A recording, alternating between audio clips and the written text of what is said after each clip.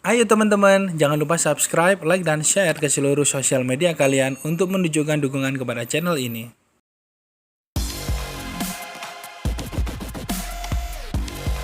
Akhir-akhir ini media sosial sedang ramai ya membicarakan salah satu YouTuber prankster. Jadi ada salah satu YouTuber yang kerjanya selalu ngeprank dari Bandung yang bernama Ferdinand Paleka ya. Ferdinand Paleka ini bersama dua orang temannya yang berusia sekitar 20 tahunan ceritanya sedang ngeprank membagi-bagikan sembako kepada sekelompok waria pada malam hari begitulah. Tetapi isi dari sembako tersebut bukan seperti uh, sembako pada umumnya ya, kayak minyak goreng, beras, telur, dan lain-lain. Tapi diisi dengan sampah dan batu seperti itu. Singkat cerita, Ferdinand ini bersama teman-temannya jalan sama temennya tadi itu ya, jalan mencari transpuan atau si waria itu tadi di sudut-sudut kota di daerah Bandung sana. Dan akhirnya ketemu ya. Ketemu beberapa waria itu seneng pasti ya dikasih sembako di tengah situasi yang sulit seperti ini ya. Omset menurun, ekonomi sedang turun semuanya karena PSBB, orang-orang dibatasi untuk bepergian. Mereka dengan sukacita senang sekali menerima pemberian si Ferdinand ya. Sampai beberapa waria itu memberikan doa. Jadi kalau lihat videonya di situ ada yang berdoa seperti waktu Ferdinand memberi itu ya, waktu memberi sembakonya itu bilang seperti jazakumullah, itu kan artinya kan semoga Tuhan membalas kebaikan Anda begitu kan. Tapi ternyata si Ferdinand ini bersama teman-temannya waktu setelah memberi terus pergi itu dia tuh ketawa seperti mungkin pranksternya berhasil ya, puas gitu. Cuma di satu sisi si warianya ini merasa seperti tertampar ya, merasa hina, merasa seperti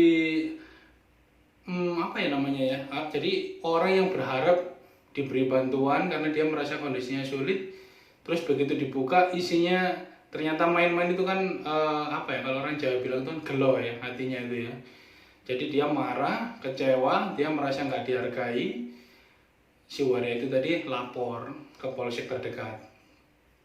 Dan akhirnya polisi segera ya melakukan pengejaran. Nah di sini lucunya si Ferdinand dan teman-temannya ini malah sempat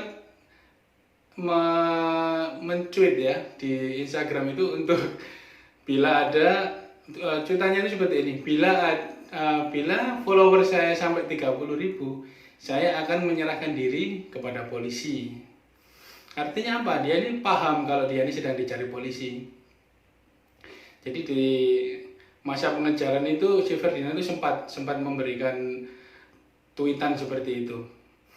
Dan akhirnya karena polisi Indonesia hebat-hebat ya, polisi kita itu sudah teruji menangkap seorang buronan, seorang bahkan teroris saja cepet, hitungan jam, nggak sampai lama-lama. Akhirnya ditangkap juga si Ferdinand itu. Waktu kalau nggak salah beritanya di jalan tol ya, dia ditangkap sekitar jam 11 malam. Jadi Ferdinand sudah ditangkap, terus diinterogasi dan ditetapkan sebagai tersangka karena dia itu kena pasal undang-undang ITE seperti itulah. Jadi mungkin orang-orang prankster itu seperti Ferdinand itu mungkin dia iseng ya, jahil karena umurnya kan juga masih puluhan. Jadi umur 20-an itu memang masa-masa yang senang nyoba-nyoba sama teman-teman, fun, terus gila gitulah soal wild and free kalau bahasa Inggrisnya itu. Jadi tanpa memikirkan batasan-batasan norma yang tidak boleh dilanggar. Mungkin dia kepingin melakukan sesuatu yang absurd ya, tapi dia enggak ngerti konsekuensinya itu bakal sejauh ini, urusannya panjang sekali ya. Jadi di sini saya cuma memberikan penilaian untuk saya sendiri terutama ya. Jadi kalau kita mau ngeprank seseorang itu kita harus lebih hati-hati lah, jangan sampai kita itu menyakiti orang, terutama SARA ya. Kita nggak boleh sama sekali ngomong suku, agama, ras, politik, atau nyerang personal seseorang. Kalau mau ngeprank, cari yang ringan-ringan saja lah, jangan sampai berakhir di ranah hukum seperti Ferdinand. Kasihan, dengar-dengar beritanya kemarin juga dia dibully ya. Di dalam sel tahanan sendiri itu ada yang merekam dia lepas baju, lepas celana, cuma pakai kolor doang, itu celana saya CD ya, celana dalam, disuruh push up, disuruh masuk ke dalam tong. Aduh, kasihan sekali. Jadi tolong juga diperhatikan sih hak-haknya Ferdinand. Kasihan juga sih, dia kan juga bukan koruptor ya, dia juga bukan maling, dia juga bukan begal atau kejahatan berat-berat seperti itulah. Kok seperti itu dia diperlakukan, kasihan juga saya sebenarnya itu. Dengar-dengar beritanya 12 tahun, itu terlalu lama menurut saya, kasihan dia. Jadi mohon di pihak kepolisian memberikan keadilan lah ya, jadi bisa diselesaikan dengan cara kekeluargaan mungkin ya, karena ini kan bukan kasus yang kayak kasus-kasus pembunuhan seperti itu yang serem-serem gitulah, kasus-kasus pidana bukan. Ini orang cuma niat iseng demi menambah follower di dalam Instagram dan subscriber di YouTube-nya.